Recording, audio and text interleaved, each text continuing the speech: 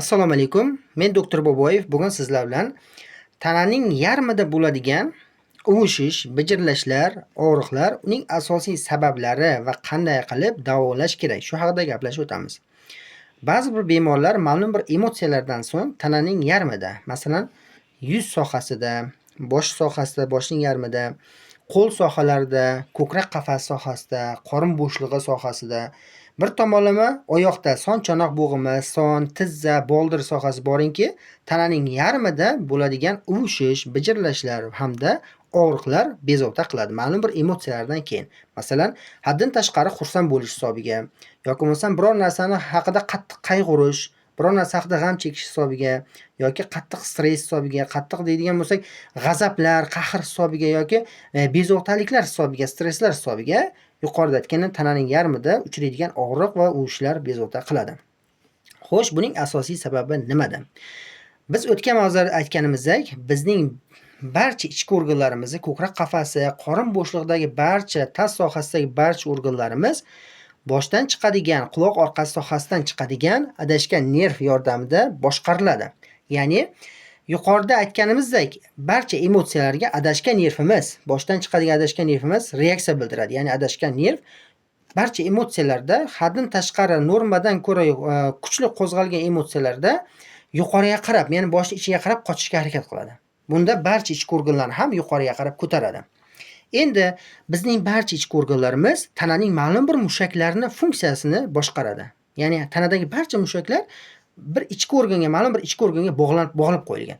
Masalan, o'pkalarimiz deltasma mushak, qo'l, yelka sohasidagi mushaklar uchun javob beradigan bo'lsa, yuragimiz kurak osti mushaklari uchun javob beradi. Bizning jigarimiz va oshqozonimiz ko'krak qafasi sohasidagi mushaklar uchun javob beradi. Taloq, masalan, talog'imiz bo'yin sohasida joylashgan, bo'yinda hamda kuraklar ustida joylashgan trapetsiyasma mushak uchun javob beradigan bo'lsa, oshqozon osti bezimiz ham xuddi shunday trapetsiyasma mushaklar uchun hamda orqaning keng mushagi bor. Qo'ltiq tagidan boshlanib to bel sohasiga keladigan orqaning keng mushagi bor. Shu uchun oshqozon osti bezi javob beradi. Ichaklar, ingichka ichaklarimiz bizning qorin bo'shlig'idagi mushaklar uchun javob bersa, yo'g'on ichaklarimiz bizning son sohasidagi mushaklarimiz uchun javob beradi. Jinsiy a'zolarimiz bizning dumba sohasidagi mushaklarimizni yoki sonning ichki qismidagi mushaklar uchun javob beradigan bo'lsa, sidqob hamda buyrak usti bezlarimiz boldir sohasidagi mushaklar uchun javob beradi. Buyraklarimiz esa bel uchun, beldagi mushaklarimiz uchun javob beradi.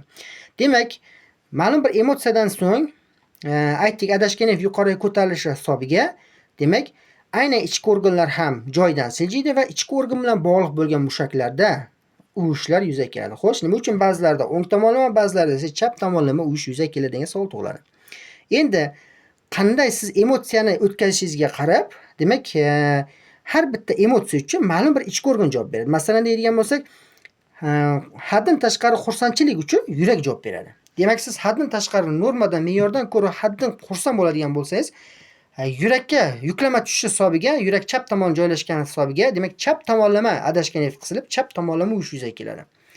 Yoki haddan tashqari mana o'pkalarimiz bizni qayg'urish, g'am, anduh, qayg'urish, biror narsani haddan tashqari sog'inish hisobiga yoki bo'lmasam kamsitilishga o'pka javob beradi. Demak, ana shunaqa emotsiya o'tkazadigan bo'lsa, kamsitiladigan bo'lsangiz, haqoratlanadigan bo'lsangiz, biror narsa haqida haddan xafa bo'lsangiz, haddan qayg'uradigan bo'lsangiz, biror narsa haqida o'pkalar javob bergan hisobiga, qaysi tomonlama o'pkada muammo bo'ladigan bo'lsa, shu tomonlama adashgan nerv qisiladi. Qahr, g'azab uchun jigar javob beradi. Demak, siz biror narsani haddan tashqari g'azablanadigan bo'lsangiz, biror narsada alamingiz bo'lsa, demak, jigar javob bergan hisobiga o'ng tomonlama siz tanangizda uvishlar yuzaga keladi. Stress uchun oshqozon javob beradi. Demak, siz qattiq stress o'tkazadigan bo'lsa, tushkunlikka tushadigan bo'lsa, siz oshqozoningiz javob bergan hisobiga, oshqozon, demak, chap tomonlama joylashgan hisob, chap tomonlama uvish yuzaga keladi. Talog'imiz bizni bezovtalik uchun, ya'ni biror narsadan trevoga deymiz, biror narsadan bezovtalik uchun isyon qiladigan bo'lsa, odam biror narsadan bezovta bo'ladigan bo'lsa, taloq javob bergani uchun, taloq chap tomonda bo'lgani uchun chap tomonlama uvish yuzaga keladi. Buyraklarimiz qo'rquvga javob beradi. Demak, haddan biror narsadan qattiq qo'rqadigan bo'lsangiz, qaysi tomonlama buyrakda muammo bo'lsa, xuddi shu tomonlama uvishlar, tananing yarim qismi uvishish va og'riqlar yuzaga keladi. Xo'sh, bu qanday davolanadi? Ushbu yuzaga keladigan uvushlar, bijirlashlar qanday davolanadi? Shu haqida gaplashib o'tamiz. Demak, bunda aytganimizdek, emotsiyalari hisobiga kelib chiqqani hisobiga adashgan nerv javob beradi deb aytib o'tdik. Demak, adashgan nervning qisilgan sohalarini biz bo'shashtirib chiqishimiz kerak bo'ladi. Birinchi nuqta, adashgan nerv boshdan chiqadigan quloq orqa sohasida so'risma o'siq bor. Xuddi shu qismda so'risma o'siq sohasida qisiladi. Demak, so'risma o'sig'imizning pastki qismini qaysi tomon uvish bo'ladigan bo'lsa, qattiq massaj qilamiz aylama harakat orqali. Bu uvishgan tomonda juda og'riqli bo'ladi. Demak, yaxshilab o'ngga, chapga qirib, yaxshilab so'risma o'siq, quloq orqasidagi so'risma o'siqni yaxshilab massaj qilamiz. 30 sekund bir davomida yaxshilab massaj qilasiz. Ya'ni qisilgan adashgan nervni, tortilgan adashgan nervni bo'shashtirishingiz kerak bo'ladi. Birinchi harakat. Uvishgan tomonda bajaryapmiz. Ikkinchi qadam ensa sohamizda, ya'ni bosh orqa sohasida sohasini paypaslab ko'radigan bo'lsangiz, do'nglik soha, ikkita do'nglik qo'lga ilinadi. Demak, ana shu do'nglik sohasini ikki tomonlama bu stress reseptorlar hisoblanadi. Aynan shu stress reseptorlarni yaxshilab o'ngga, chapga, yuqoriga, pastga qilib yaxshilab massaj qilasiz. 1 minut davomida yaxshilab massaj qilasiz. Bu stress reseptorlar. Ya'ni yuqori aytganda emotsiya uchun javob beradigan ikkita nuqta bor. Xuddi shu nuqtani yaxshilab massaj qilasiz to og'riq kamayguncha. Massaj qildingiz, 1 minut, 2 minut vaqt ketgandir, massaj qilasiz. Demak, 3-qadam adashgan nervimiz, demak, bo'yin orqali kelib, demak, o'mirovni old tomonidan ketadi hamda trapetsiyasman mushak bor, ya'ni orqa tomon, ya'ni bo'yin bilan yelka o'rtasidan orqa tomonga qarab ketadi. Ya'ni qorin pardani orqasida joylashgan buyraklar, siydik yo'li, siydik qoplari, siydik qopi uchun demak orqa tomondan boradi. Qorin parda bilan o'ralgan a'zolarda oshqozon, jigar, ichaklar sohasiga demak old tomondan boradi. Ya'ni o'mirov bilan ushbu mana yo'g'on mushagimiz bor. Shu mushagimizni o'mirovga tutashadigan nuqtasidan o'tib boradi. Demak, 3-qisiladigan soha xuddi shu soha. Old tomondan, demak, o'mirovni bosh barmog'imizni o'mirovning orqa sohasiga kirgizgan holatda, mana ko'krak bilan nafas olamiz, barmog'imizni esa o'mirov orqa sohasiga kirgizib boramiz va nafas olamiz. O'mirovni bosgan holatda, o'mirovning orqa tomoniga barmoqni kirgizib, o'mirovni bosgan holatda ko'krak bilan nafas olib chiqaraveramiz. Barmog'imiz esa xuddi shu holatda turadi. Bunda qisilgan adashgan nerv bo'shashadi. Orqa tomonda xuddi shunday. Qaysi tomonda uvish bo'ladigan bo'lsa, xuddi shunday orqa tomonga bosh barmog'ingizni bo'yin va yelka o'rtasidagi nuqtaga kirgizib, mana kirgizyapmiz. Kirgizgan holatda ko'krak bilan nafas olib, barmog'ingizni iloji boricha chuqurroq kirgizib boraverasiz. Og'riqli bo'ladi, to og'riq kamayguncha. Mana. To og'riq kamayguncha kirgizib boraveramiz. Nafas olib chiqaraveramiz. Demak, 3-nuqta bo'shadi.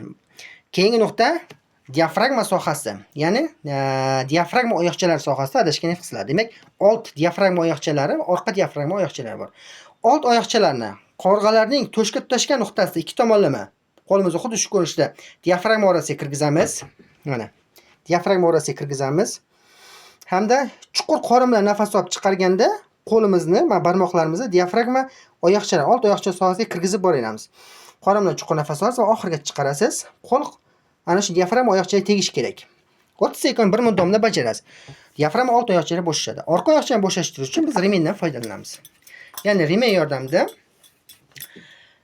ko'krak bezini ostidan qattiq qisib bo'laymiz. Mana ko'krak bezini ostidan bo'ylayapman. Qattiq oxirigacha qisib bo'ylaysiz. Hamda ko'krakdan chuqur nafas olasiz, ko'krak shirib va tez-tez rivoksimon nafas chiqarib tashlaysiz.